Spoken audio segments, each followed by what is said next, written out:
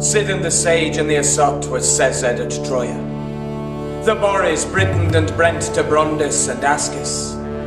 The Tolk that the Tramis of treason there wrought was treed for his treachery, the truest on earth.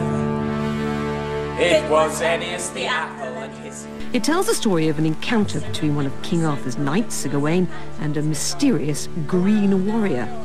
Tolkien and Ted Hughes both provided modern translations, while in 1990 the poet David Harson translated it into a libretto for a Harrison Birtwistle opera.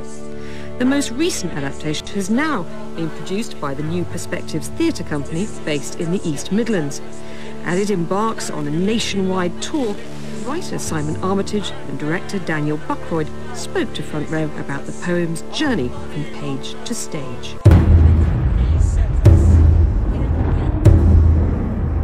And who is governor of this gaggle? It's with him and him alone that I'll have my say. Enough swiping, sir, you've swung your last swing.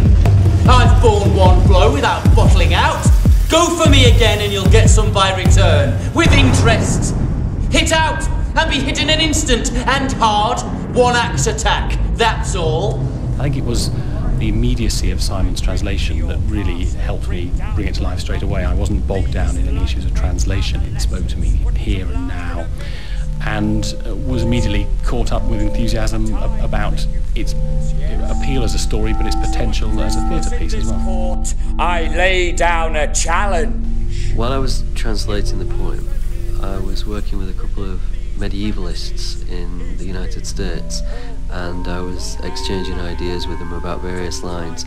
And one phrase that keeps coming up in the poem is "my liege lady," and I kept writing to them and saying, I don't like this phrase at all, and they were saying, well, why not? It's alliterative, it's in the original, it fits perfectly. And I said, well, the trouble is that to my ears it just sounds like Monty Python or Blackadder. Every time I hear that phrase, I think of Rowan Atkinson in a doublet or something. And one of the medievalists emailed me back and said, you would not believe how difficult Blackadder has made our life.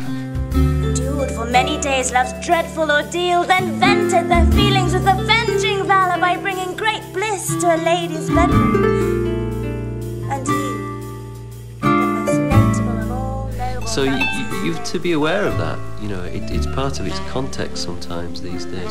But, you know, there's a way of making these things your own and avoiding those pitfalls. So faultless, complexion so fine, a passionate heat takes hold of his heart, so that his plight is perilous unless he persevere. For that noble princess, she pushed him and pressed him, nudged him ever nearer to the limit where he needed to allow her love, or impolitely reject it. He was careful to be courteous and avoid uncouthness.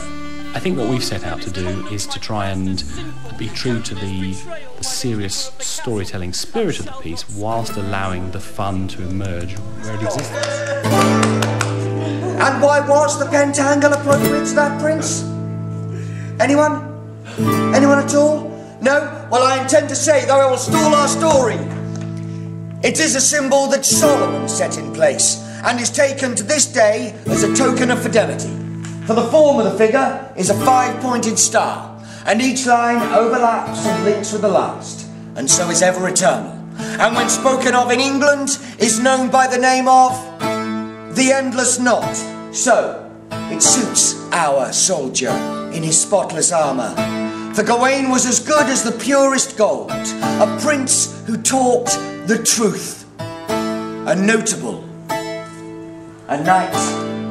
What I really love about what this theatre company are doing is that they're taking it on a tour of venues which seem to be appropriate to the actual poem, and there's something of their journey which echoes Gawain's journey, his journey across England to a final destination. It has got a winter setting, and it's nice that it's been performed at this time of year. It's a poem which is about the turning of the year, the whole calendar cycle, themes of rot and renewal and beginning again. And I think, you know, it's entirely apt. Bone crowned, bring us to perfect peace.